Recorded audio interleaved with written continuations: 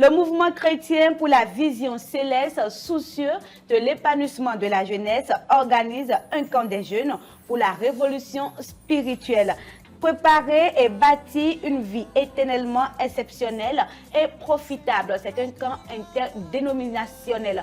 Quelle que soit votre religion, quelles que soient vos fréquentations, venez à ce camp pour votre épanouissement sur tous les plans de votre vie. Suivez. Le camp des jeunes pour la révolution spirituelle qui aura lieu à Glo, sur la montagne, Glo-Loussa, sur la montagne de la compassion divine.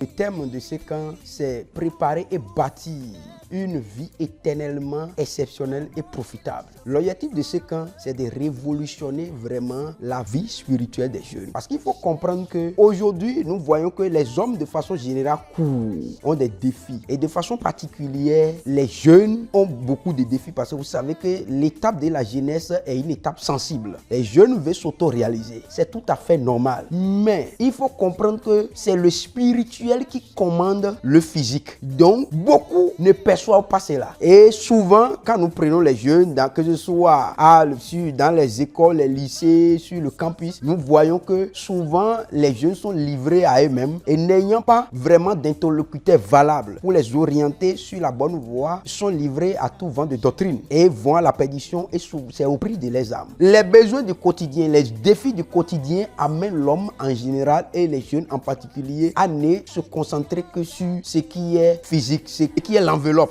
c'est-à-dire le corps. Or, le plus important, c'est le spirituel. La jeunesse est le fer de lance de toute organisation. Et si le royaume de Dieu doit progresser, il faut savoir que sur la terre, souvent les gens ont l'habitude de dire qu'il y a plusieurs nations sur la terre. Je dis non, il n'y a pas plusieurs nations, il y a deux nations sur la terre. Il y a la nation de Dieu et il y a la nation du diable. Il y a le royaume de Dieu et le royaume de Satan. Mais vous ne pouvez pas appartenir aux deux à la fois. S'il est possible sur la terre d'avoir à la fois la nationalité béninoise, française ou bien togolaise à la fois, mais il est impossiblement impossible, permettez-moi cette redondance, que ce n'est qu'une mise en emphase que quelqu'un puisse appartenir aux deux royaumes à la fois. C'est-à-dire appartenir au royaume de Dieu et à la fois au royaume du monde qui est le royaume de Satan. C'est impossible. Aujourd'hui, nous voyons le monde est en décadence. Il y a la montée en puissance du diable, surtout avec les nouvelles technologies. Nous voyons avec ces nouvelles technologies de l'information et de la communication, le péché se distille à une vitesse de croisière. Donc le péché qui est développé ici à Cotonou peut atteindre Washington en une fraction de seconde. Et ça peut se répandre sur toute la population de la terre. Alors face à cela, si nous nous taisons, la Bible dit dans Romains 1 verset 18 à 20, la colère du Dieu se révèle du ciel contre toute impiété, toute injustice des hommes qui retiennent injustement la vérité captive. Car ce qu'on peut connaître de Dieu l'est manifeste, Dieu l'est ayant fait connaître. Il dit en effet, les perfections invisibles de Dieu, sa puissance éternelle, sa divinité se voit comme à l'œil. Quand on les considère dans ses ouvrages, ils sont donc inexcusables. Ça veut dire quoi? Lorsque nous avons la connaissance de la vérité, parce qu'il n'y a personne sur cette terre qui puisse avoir l'opportunité de vivre une vie heureuse, paisible, sereine ici, et aussi une vie heureuse dans l'éternité, et qui va choisir uniquement vivre, qui va renoncer à ça pour aller choisir une vie paisible et heureuse seulement sur cette terre, et après dans son éternité souffrir. D'où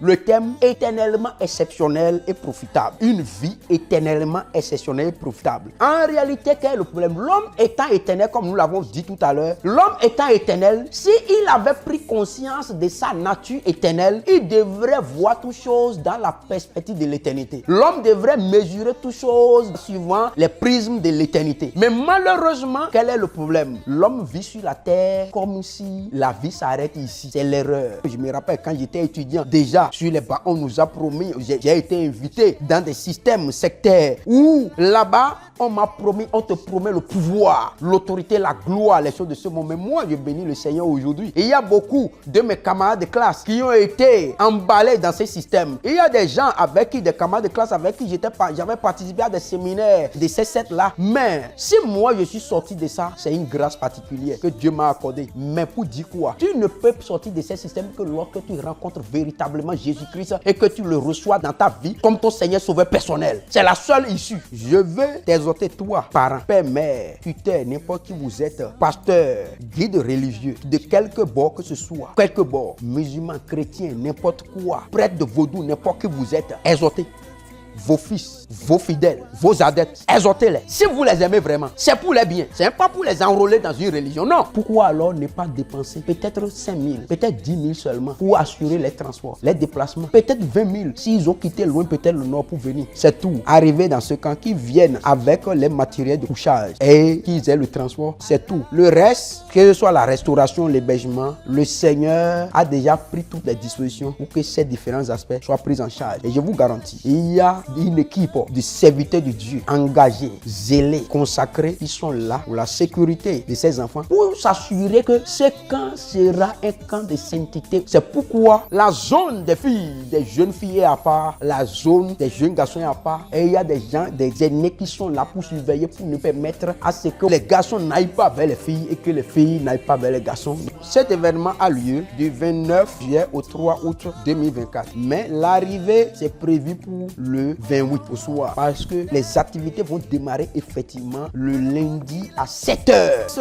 camp aura lieu à Glo-Loussa, sur la montagne de la compassion divine. Lorsque vous quittez Cotonou pour aller à Glo, vous allez voir, il y a la plomberie, vouloir ses pouvoirs PVP au bord de la voie là. Ce qui est sur le jour là, il y aura des plaques indicatrices pour aller sur le camp.